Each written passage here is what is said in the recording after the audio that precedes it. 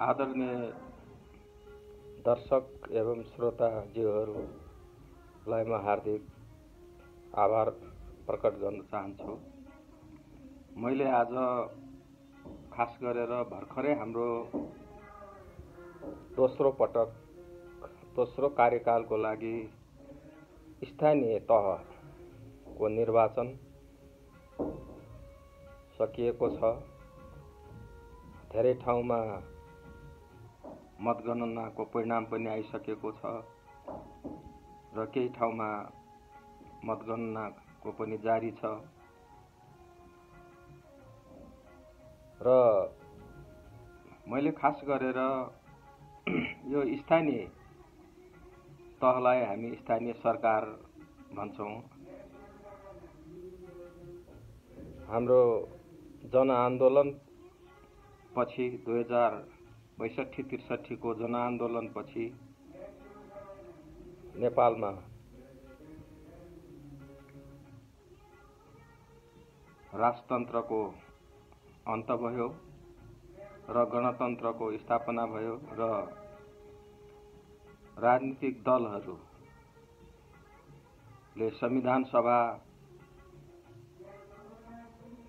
दुई पटक संविधान सभा, पहिलो संविधान सभाले संविधान निर्माण गर्न सकेन, आपसी विवादले भनौं, आपसी खिचातानीले भनौं, या विभिन्न कारणले पहिलो संविधान सभाले संविधान बनाउन सकेन। त्यसपछि दोस्रो संविधान सभाको निर्वाचन भयो र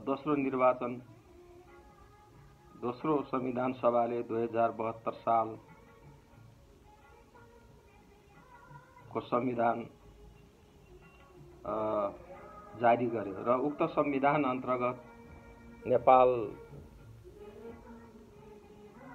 संघीय गणतन्त्रात्मक राजनीतिक प्रणाली, लोकतान्त्रिक गणतन्त्र, संघीय लोकतान्त्रिक गणतन्त्रात्मक प्रणाली स्थापना गर्यो र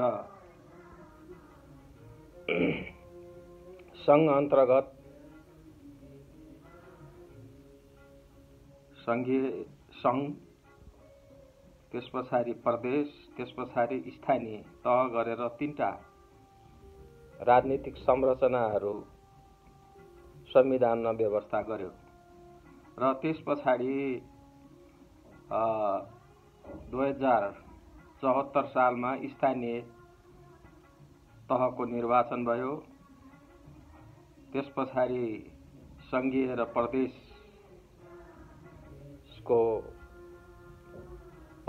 संसदको या सांसदको चुनाव भयो। यसरी देश अगाडि चलिरहेको छ र वास्तवमा भन्दाखेरि अपेक्षाकृत नेपालको विकास हुन नसके तापनि या जनताको अपेक्षा पूरा हुन नसके तापनि एउटा लोकतान्त्रिक पद्धतिबाट मुलुक अगाडि बढिराखेको छ र यसै बीचमा कहिलेकाहीँ लोकतान्त्रिक मूल्य र मान्यता र लोकतान्त्रिक प्रणालीलाई खलबलाउने काम पनि राजनीतिक पार्टीका नेताहरूबाट पनि नभएको होइन। तर त्यति गर्दाखेरि पनि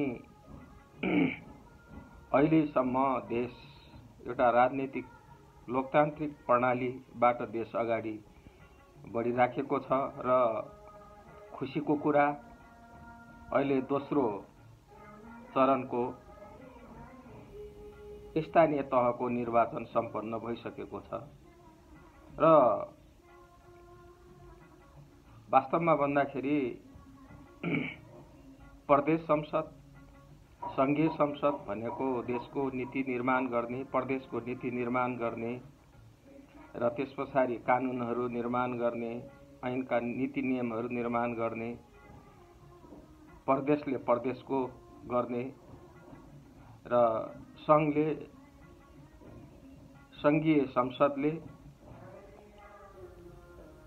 सम्पूर्ण देशको कानुनहरू बनाउने, नीति नियमहरू बनाउने र विभिन्न चाहिने अनुगमनहरू गर्ने छ र व्यवस्थापिकाको काम पनि त्यही हो।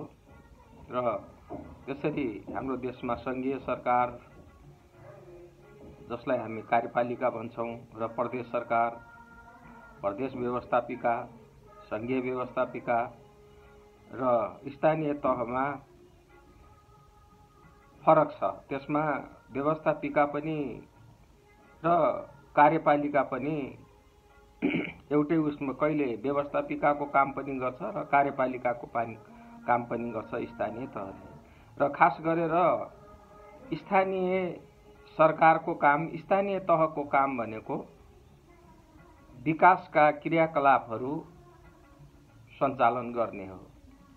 स्थानीय तहले, प्रत्येक स्थानीय सरकारले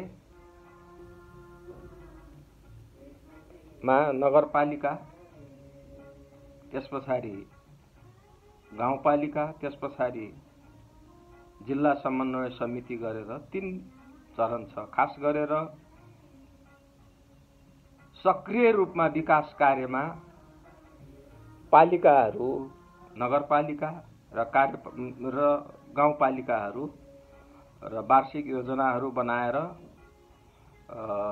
विकासका कार्यहरू गर्ने र जिल्ला समन्वय समितिको काम जिल्लामा भएका सरकारी, गैर सरकारी र विभिन्न सङ्घीय कार्यक्रमहरू, सङ्घीय विकास कार्यक्रमहरू, सङ्घबाट आएको बजेट र कार्यक्रमहरू र प्रदेशबाट सञ्चालित कार्यक्रमहरूको अनुगमन गर्ने काम जिल्ला समन्वय समितिको हो। यसरी हाम्रो देशको एउटा राजनीतिक प्रणाली र विकास प्रक्रिया यसरी अगाडि बढेको छ। यो अत्यन्त एउटा सकारात्मक छ। यो प्रणाली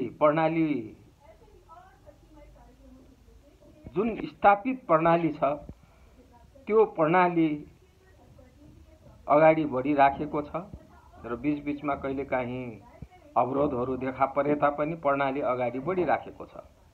र यो लोकतान्त्रिक प्रणाली र सबैभन्दा उत्तम प्रणाली हो। र यसमा हामीले कुनै किसिमको यो प्रणालीको बारेमा विवाद गर्नुपर्ने र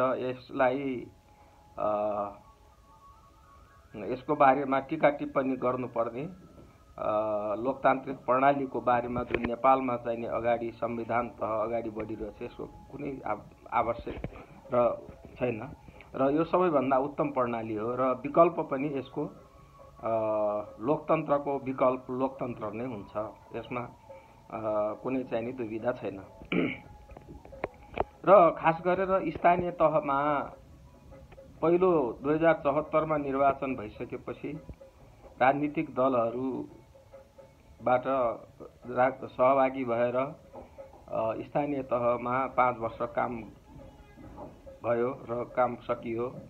र खास गरेर 20 वर्षसम्म नेपालमा तत्कालीन स्थानीय निकाय भन्थ्यो र स्थानीय गाउँपालिका, नगरपालिका, गाउँ विकास समिति, नगर विकास समिति नगरपालिका। र त्यस 20 वर्षसम्म स्थानीय तहले को निर्वाचन पनि हुन सकेन र कर्मचारीबाट स्थानीय निकायको काम अगाडि बढ्यो र 20 वर्षपछि स्थानीय सरकारको निर्वाचन भयो र 5 वर्ष भयो। र यो 5 वर्षमा जनप्रतिनिधिहरूले आफ्नो हिसाबले, आफ्नो तह, आफ्नो बुद्धि विवेक, आफ्नो क्षमताले भ्याएसम्म काम चाहिने गरेका छन्। र यो पनि एउटा उपलब्धिपूर्ण नै छ। र खास गरेर स्थानीय तहले जो गर्नुपर्ने कामको बारेमा अलिकता क्ल्यारिटी हाम्रो जनप्रतिनिधिहरूलाई छैन। कसरी योजना तर्जुमा गर्ने भन्ने बारेमा पनि अलिकता कन्फ्युजन छ। र राजनीतिक आग्रह पूर्वाग्रहले योजनाहरू छनौट गर्ने र त्यसपछि स्थानीय तहमा तपाईको सुशासन को अवस्था एकदम कमजोर अवस्था छ। र त्यसपछि स्थानीय तहमा अलिकता भ्रष्टाचार पनि मौलाएको छ। र यो 5 वर्षको अवधिमा केही कमी कमजोरीहरू नभएका होइनन्। तैपनि स्थानीय तह विघटन हुने अवस्था छैन। राजनीतिक दलहरू या राजनीतिक समीकरणमा फेरबदल भए पनि स्थानीय तहमा कुनै किसिमको फेरबदल अवरोध हुँदैन र स्थानीय तह विघटन पनि हुँदैन। यसले आफ्नो हिसाबले काम अगाडि बढाउँछ, त्यो राम्रो पक्ष हो र यसमा कुनै अवरोध पनि आउँदैन। र स्थानीय सरकार सञ्चालन ऐन 2074 पनि बनेको छ र त्यही अनुसार अगाडि चाहिँ नि कानुन अनुसार अगाडि बढेको छ र संविधानले पनि पालिकाको अधिकारहरू, प्रदेशको स्थानीय सरकारको अधिकार, प्रदेशको अधिकार र त्यसपछाडि सङ्घीय अधिकार, त्यसपछाडि साझा अधिकारहरू को बारेमा स्पष्ट व्यवस्था गरेको छ। र साँच्चै भन्नुहुन्छ भने स्थानीय तह अत्यन्त अधिकार सम्पन्न छ, धेरै काम गर्न सक्छ। यदि राजनीतिक हिसाबले या तपाईको जनप्रतिनिधिहरूले अठोट गर्ने हो भने, प्रतिबद्धता गर्ने हो भने यो धेरै अगाडि काम गर्न चाहिँ सकिन्छ। खास गरेर पहिलो प्रथम त के छ भन्नुहुन्छ भने प्रत्येक स्थानीय सरकारले स्थानीय तहमा टोल विकास संस्थाको गठन हुनुपर्छ। त्यो अनिवार्य रूपमा प्रत्येक टोल यो तपाईको संरचना छ र यो चाहिँ ऐन कानुनमा पनि यसको व्यवस्था छ। आफ्नो पालिकाभित्र टोल विकास संस्थाको गठनहरू गर्नुपर्छ, यो अनिवार्य छ। र टोल विकास संस्थाहरूले आफ्नो टोलको बारेमा योजनाहरू तर्जुमा गर्छन् र त्यसपछाडि वडा समितिमा जान्छ र वडा समितिले सम्पूर्ण आफ्नो वडाभरिका टोल विकास समितिका कार्यक्रमहरूलाई ल्याएर त्यसलाई समायोजन गरेर, त्यसलाई मूल्याङ्कन गरेर, बजेटको बाँडफाँड गरेर त्यसलाई जिल्ला भन्दा पनि हाम्रो चाहिँ नि कार्यपालिकामा, नगर कार्यपालिका या तपाईको चाहिँ नि गाउँ कार्यपालिकामा चाहिँ नि पठाउँछ र गाउँपालिकाले र त्यसलाई चाहिँ नि आफ्नो हिस्सा अरू कार्यक्रमहरू बनाएर आफ्नो पालिकाभरिको कार्यक्रमहरू तर्जुमा गरेर बजेट को व्यवस्था गर्ने व्यवस्था छ। तर खास गरेर अहिले पालिकाहरूले टोल विकास संस्थाहरू गठन गर्न सकिराखेका छैनन्, जुन अत्यन्त गर्नुपर्ने काम हो। र टोल विकास संस्थालाई मोबिलाइज, सहभागिता गराउनु नै एउटा लोकतन्त्र र विकासको लागि आधारभूत आवश्यकता हो। टोल विकास संस्थालाई विकास कार्यमा संलग्न सक्रिय सहभागी गराउनु पर्ने यो अत्यन्त आवश्यक छ। यो लोकतन्त्रको लागि र तपाईको दिगो विकासको लागि यो अत्यन्त आवश्यक छ।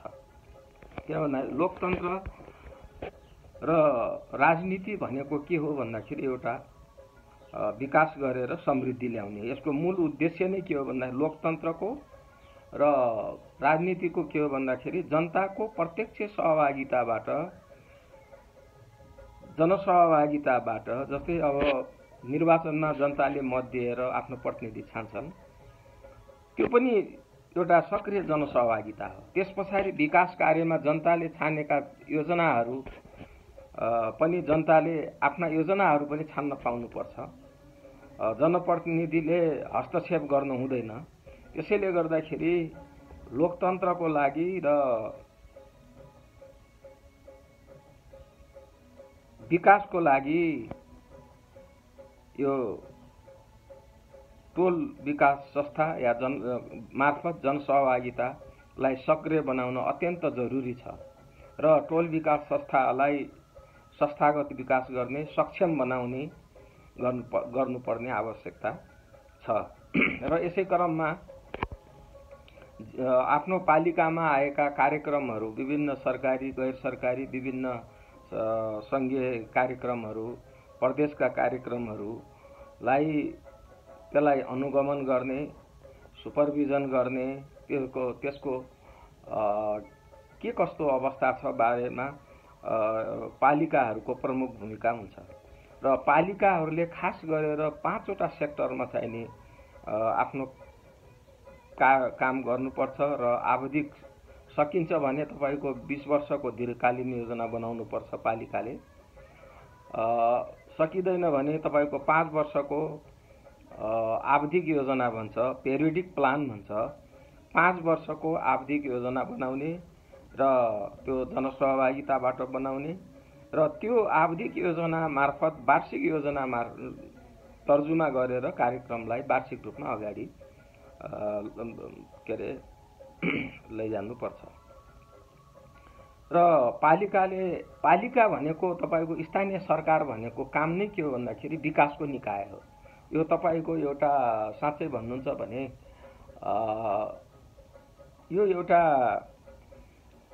विकास गर्ने चाहिँ नि जो सरकारी संरचना जिल्लामा हुन्छ त्यस्तै चाहिँ यो एउटा चाहिँ नि यो राजनीतिक निकाय हो। यो विकासको लागि यो प्रदेश संसद जस्तो हो अनि संघीय संसद जस्तो यो होइन।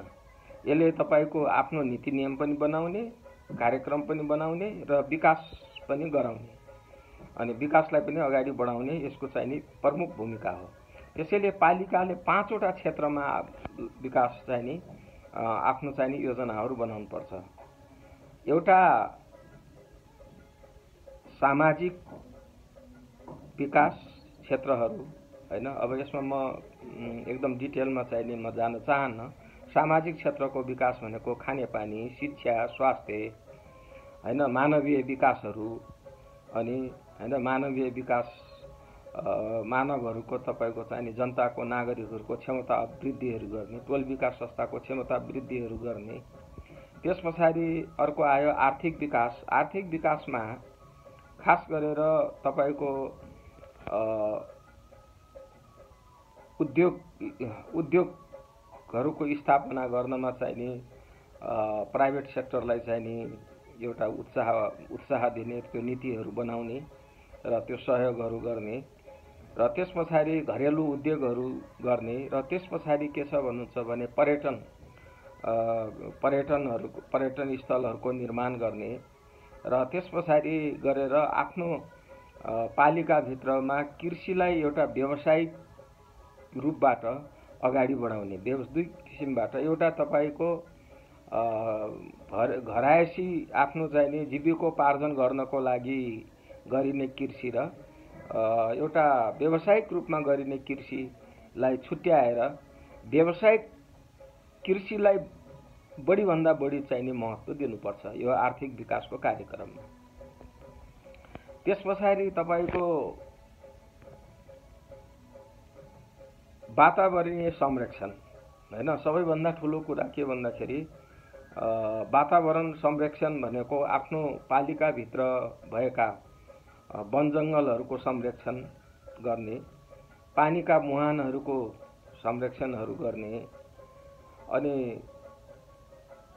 तपाईको जलाशयहरू ठाउँ-ठाउँमा जलाशयहरू निर्माण गरेर सिँचाइहरूको व्यवस्था गर्ने र जलाधार संरक्षणको लागि कार्ययोजनाहरू बनाउने, आफ्नो क्षेत्रमा भएका जलाधारहरू संरक्षण गर्ने अनि वनको व्यवस्थापन, दिगो वन व्यवस्थापन गर्ने र सार्वजनिक खाली खोलाका छेउछाउहरूमा वृक्षारोपणहरू गर्ने यी कार्यहरू छ। हुन त स्थानीय सरकार सञ्चालन ऐन 2074 मा वडाले गर्ने कामहरू, त्यसपछि पालिकाले गर्ने कामहरू सबै छुट्याएको छ।